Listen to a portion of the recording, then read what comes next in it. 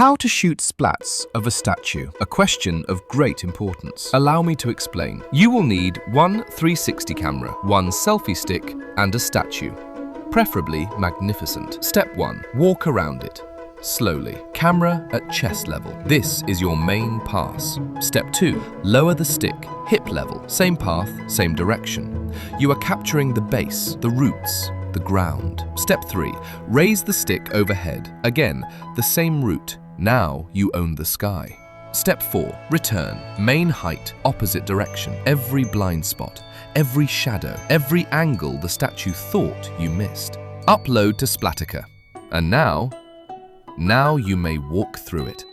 Again, and again, and again. You have done something rather extraordinary. You have captured space itself. Use your effects. Fly through it. Glide. Linger where the light falls just so. And do take a moment to appreciate this eagle. What a magnificent creature. Eternal in his stone glory. What beautiful splats.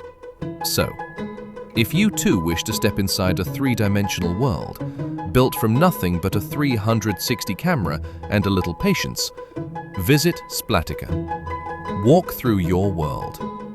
It will be waiting for you.